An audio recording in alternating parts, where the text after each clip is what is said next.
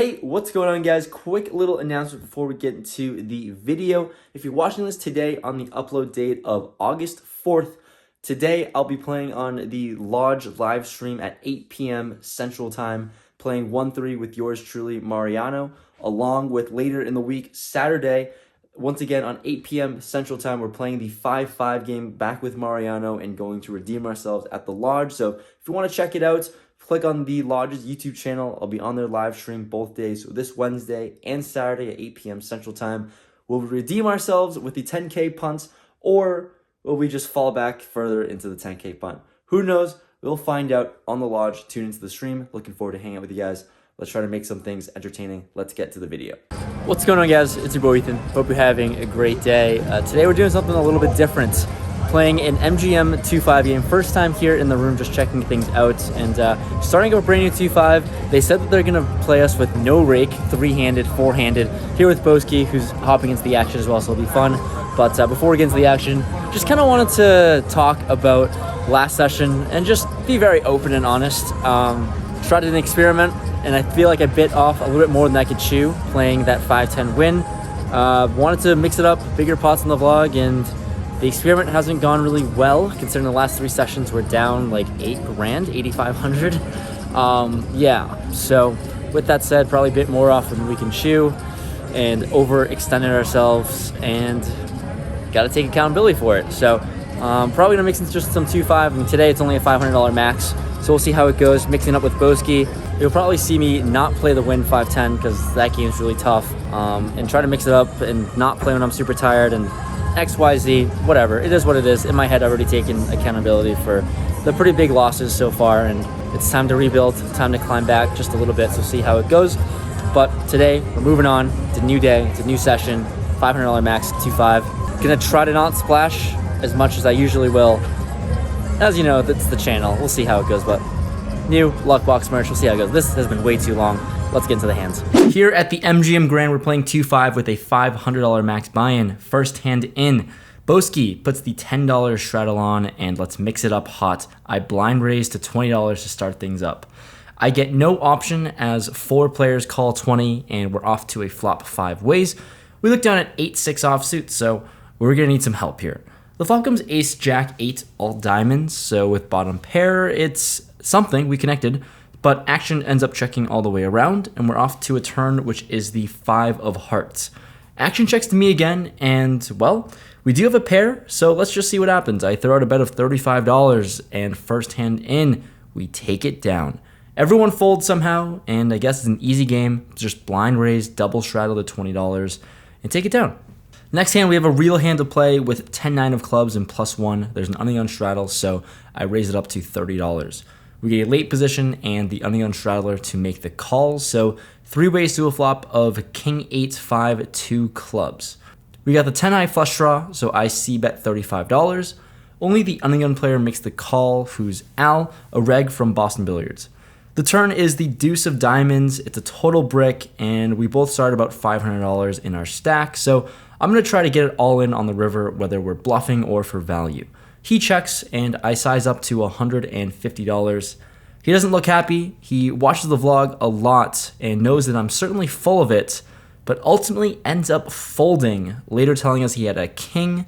So happy to scoop this one. Somehow he made the fold, and here we are chipping up with the bluff. In the next hand with ace-jack of clubs in the middle position, once again, there's an undergun straddle. I open things up to $30, and once again, we get 2 players to make the call. The player on my left and cut off with both playing less than $200 in their stack, so pretty short stacked here.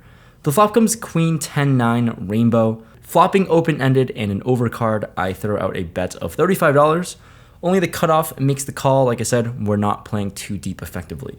When the turn comes the 3 of diamonds, another brick city turn.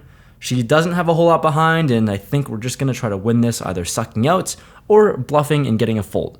I rip it all in. She thinks for not too long before folding. Looks like the only way for us to win is to bluff, I guess. But once again, no complaints. We'll still take the chips. In the next interesting spot with ace, queen of hearts, our hands are getting better and better. We're on the button, and there's an undergun straddle once again. There's 1 player who limps, and I'm going to raise it up to $40. Small blind folds, but now the big blind puts in a 3-bet to $80. She has like $220-ish behind, and interestingly enough, the +1 player who limped makes the call for 80, and he only has $120 behind as well. So we're like playing 20 to 30 big blinds deep, and I guess considering all the tournament poker we've been playing this month, 30 big blinds deep with ace queen of hearts, it's a hand that we're gonna go in with. So I go for it and rip it all in, put in the 4-bet jam for 30 bigs, but it's essentially $300 total.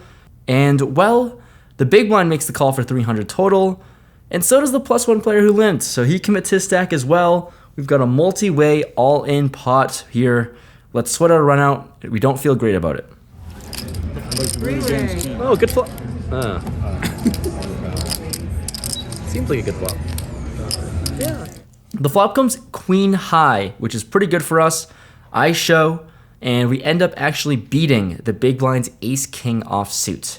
Can you believe it? Running well in this $500 max 2-5 game. After an interesting first few hands, we look down at 6-7 of clubs and +1. I'm gonna raise it up to $20. We get the hijack and button to call. So out of position, the flop comes 4, 5, 10 rainbow, open-ended and 7 high. We're definitely gonna put out another c-bet, and once again, we size to $35. Only the button makes the call this time. So we're going heads up to a turn, which is the 7 of diamonds. We have second pair, turn some showdown, and definitely have good equity. So I bet out again, this time for $60. He once again makes the call, so hoping to improve now that he's called twice. The river is the 8 of clubs. So this is really nice. We have the straight now, and I'm trying to target all 1 pair 10x holdings. So I throw out a really small bet this time again for $80. He doesn't have too much behind in his stack, about $200 total, and decides to rip it all in. Yeah, we're not gonna fold this one with our straight once we get there. I snap it off. He says that I'm good. So I just show my hand. If he says I'm good, I think I'm good here with the straight. We are good. We take it down. Straight. With 10-9 offsuit on the unleon straddle this time, there's a cutoff open to $25. The button calls, and for only $15 more here in the straddled pot, I'm gonna peel one and come along as well. Let's go to a flop of Jack 10-5 2 clubs. I'm first to act with middle pair. I decided to donk out $40 in this spot. There's a lot of draws out there. Sometimes our 10 can be good, but I don't feel too confident as both players make the call. We're going 3 ways to a turn, which is the queen of clubs. Club draw gets there, another over to our pair.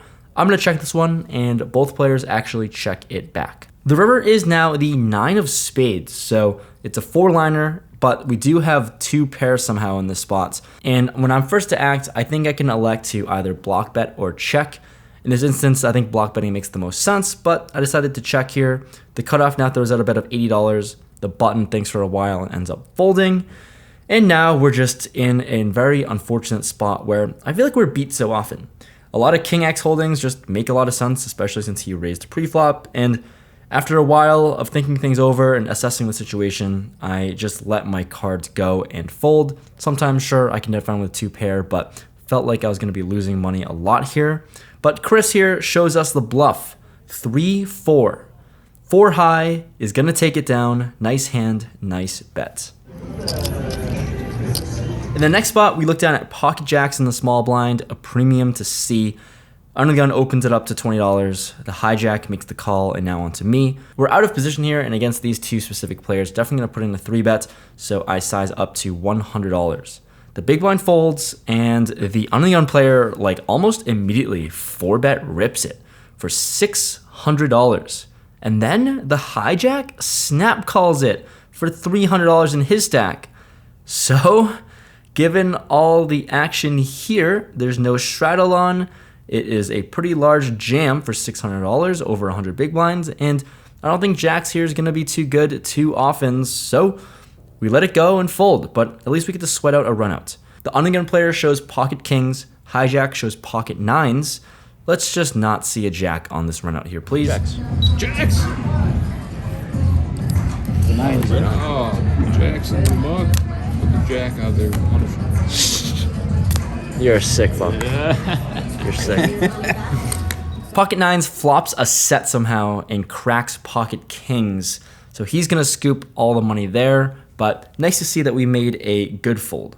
Back in the small blind we go with ace queen of diamonds. There's an ungun limp, a +1 player who raises to $25. It folds to me. You know we're not only gonna play for 25, we're gonna try to play for a lot more.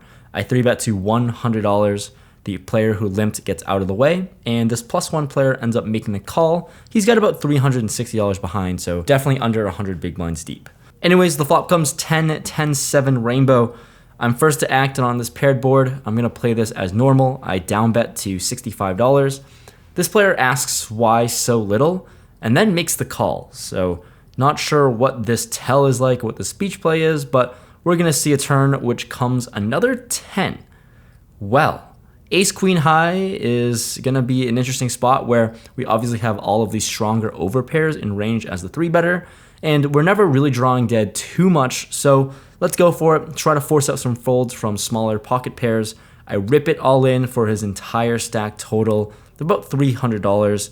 Can we get smaller pairs to fold? That'd be great. Ultimately, he does end up folding, which is really nice to get this one through. We're back to our bluffy ways to take down pots. This next hand we peel 10-9 of spades in the hijack, and +1 Boski opens it up to $15. He's got a pretty large stack of $1,900 in total, and he covers me by a little bit. On to me now. We're definitely not going to play for just 15. I put in a 3-bet to $50. Action folds around to Boski, and he actually ends up folding. So I finally get to say what I've always wanted to say after winning a pot against him. Yeah, that's all they got though. Got him. Everywhere.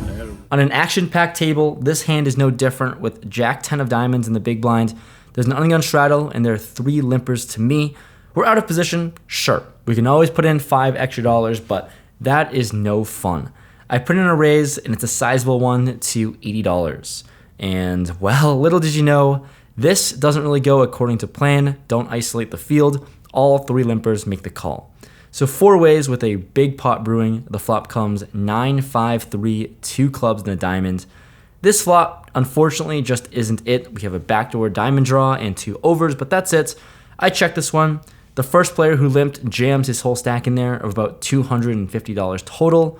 The cutoff makes the call. I fold out of this one, and we're going to sweat a run out.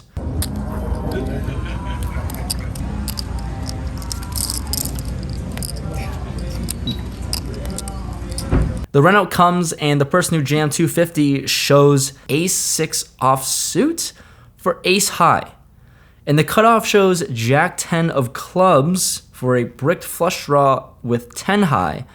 So in this massive pot, ace high takes it down. Who would have thought that would have been the case? With the last notable hand of the night, we looked at pocket jacks and the hijack, and this is a fun one with the 2, 5, $10 ungun straddle, and +1 raises blind to 15. On to me, and looking down at jacks, it's a great spot to be in. I raise it up to $50. Action folds around to the +1 player, the blind raiser to 15. He ends up defending his blind raise and makes the call for 50. The flop is pretty ideal, I would say, in Jack 9, 6, 2 diamonds. Top set, gonna be good here. He checks to me, and I'm gonna put in a bet of $40, sizing down just a little bit, and he decides on making a call with not too much behind, about 340. The turn is an 8, so not really amazing, but doesn't matter with top set. We're trying to get it in here. So he checks to me. I throw out a bet of $120. He thinks and counts out his chips. After a little bit, ends up ripping it all in for 340. You know I'm never going anywhere for only 220 more. I snap it off, and we're off to a river. Snap. How's the set? The river is the king of clubs. I show my set expecting to be good here a lot of the time, and surely we are. Taking it down, the last hand of the night, chipping up and stacking a player. Before I race. Wrapped up the session here, walking to the car with this guy, this tall fella here. Lanky Caucasian. Lanky Caucasian. Anyways, how'd your session go? I crushed it. Hit quads, hit a bad beat jackpot, or high hand jackpot, and profited $1,294. We don't have that beat. We're so close. Oh! So close. Oh! We were in the game for 525, out of it for 18.15. So it's like $3-4 short of his. Unfortunate, but both did well in the 2-5 game. Nice to run well today and bounce back a little bit. Actually gonna head to the Aria pretty soon and grind out another session. So that'll be fun. So hopefully enjoy the video. If you made it this far, always hit that like button. It's always much appreciated. And the Vegas vlogs continue. See you guys in the next video. Peace.